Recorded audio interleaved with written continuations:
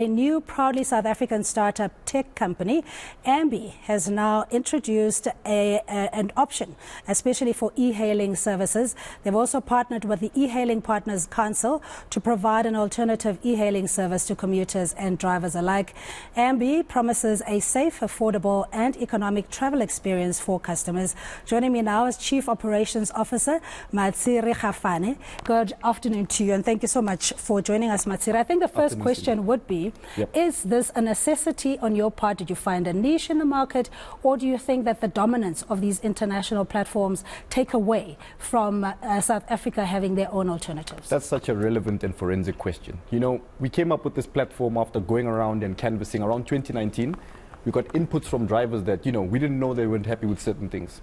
After getting those inputs, we saw a gap that, you know, we can fill some of these spaces in terms of a more competitive business model, coming with benefits that they don't currently enjoy, and also, you know, making them keep more of their money, because many of these guys are breadwinners. You know, they've taken out finance to get certain cars, and they're essentially business owners. So we identified an opportunity to create something individualized and local to, you know, what our environment needs. And we've come up with the solution after, you know, analyzing the market and realizing there is a gap. And, you know, as local companies, we were really lacking in terms of competing with the international giants. So maybe the next follow-up question is that what took you so long? Because as you know, the existence of other e-hailing companies have been around for many, many years. Awesome. Only in South question. Africa. In terms of what took us so long. Look, it's tough in the South African market to, you know, try and get a technology startup. There's hard challenges like, you know, sourcing financing, but we were fortunate enough to be incubated through the Innovation Hub based in Pretoria. They mentored us and coached us to the point that we're at now. And essentially, we were developing our own software. So for us to take so long is because you wanted something homegrown 100% and creating a tool that, you know, we own in terms of intellectual property. Because if you just use someone else's, you know, product, later on you might have legal claims, etc. So we're just taking the time to develop something functional and something that we can claim as proudly South African. So yeah, finally we're here. And it's about time. But looking at your predecessors, those that have tried to test the market locally, and the failures thereof, how many were there and what have you learned from them? Good question. You know, South Africa has a shocking statistic. Most businesses in the first 2 years of operation don't actually, you know, if you can't make it past that point, you actually, you know, you won't really make it. Most businesses don't make it past 2 years. So we've made it past that point. On your question regarding our competitors, there's been about over 5 actually. I don't want to name them, you know, give them free airtime or whatever. But it seems that some of the things that, you know, drown them out were things like access to funding. It's a very capital intensive industry, being in the technology space, and also not catering for some of the specific needs that drivers have. For us, partnering with EPCO, for example, the E-Hailing Partners Council, is because we wanted to make sure that we encapsulate what the industry wants and not just move forward and make assumptions on, you know, what we think they want. I think perhaps that collaboration, you know, that consultative approach might have been what took them down. Yeah, also ballpark figures, you were saying that it's very capital intensive. Oh yeah, for sure. And where you had sourced the funding, how much have you spent in capital investments? Oh my goodness. You know, to develop the software up until this point, we received funding of about, you know, 5-6 million. And we're still actually going around looking for some more funding. We need about maybe another 20-25 just to ensure that we can cater for any network discrepancies, any sort of, you know, security issues we might have, because you need to make sure that we deal with people's data in that. We need to make sure everything's encrypted and having offices in every province. We don't want to repeat the mistakes of our previous competitors who operate from outside of the country without any local offices. So I'd say.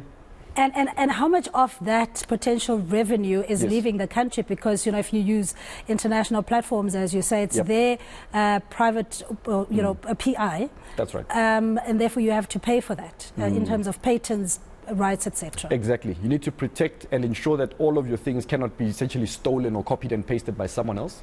In terms of the money that's leaving the shores, you know, we know that they don't actually bank or report in South Africa. That's another good point. We actually based in the country, so the savings actually go to the consumer and the drivers. So the driver keeps more because we are not exposed to exchange rate risks, you know, that people who report in dollars and euros would have to. So I'd say that majority of the money that leaves, the industry is huge. It's a multi-billion rand industry. I'd say close to the last competition commission report that I read, put the number at anywhere between 10 and 15 billion rand a year that's leaving our shores, and it could be untaxed. So we want to bring that capital base back to South Africa, grow our GDP, and increase the tax base. So we want to keep it local. Yeah, but trust is your commodity when it comes to this, especially in gaining the loyalty of consumers who have now become accustomed to certain e-hailing services. Is going to be a tricky one, isn't it? Is this? Oh, yeah. Obviously, you're going to have to do a little bit of groundwork, creating awareness, marketing, etc. Oh yeah, definitely, and we've actually started that. We actually entered the marketing phase. We've tested and developed everything to a point where we're happy now to go public. And I do believe that building that trust to say, here's an alternative service for you to try out. It's locally based, you're safe. We do have a feature, for example, the woman-to-woman feature. As a lady, you can request for another lady, as well as an OTP. So when your driver arrives, you get a unique OTP that the driver has to enter into their device. If it doesn't match, it's the wrong driver. Get away as fast as you can. An OPT is an OTP, a one-time PIN. One-time PIN, yes. Yes, it's a one-time PIN.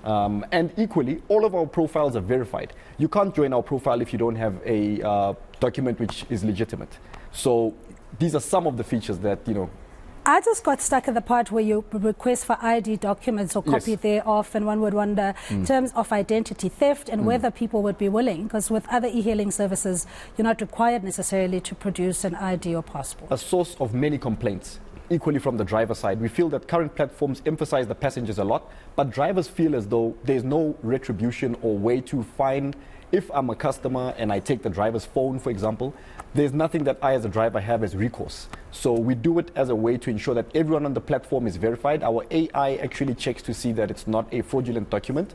We have an AI that matches your document with a global database to make sure that it's not fraudulent. It gets flagged immediately, matches with your face, etc., etc. But we might have to come back for another segment. I could go on for hours. Absolutely. But just before we let you go, in terms of think local and act globally, your prospects of expanding beyond the borders of South Africa. That's a very good question. We have an easily replicable and highly transferable model, which means that when it works here in South Africa, it can easily work in, for example, the United Arab Emirates or London, etc., etc., where some of these current companies that operate in the country are banned, in fact. That's one thing that many people don't know.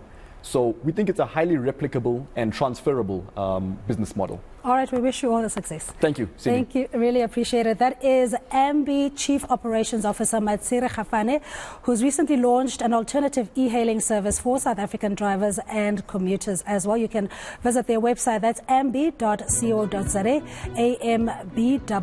ambee.co.za.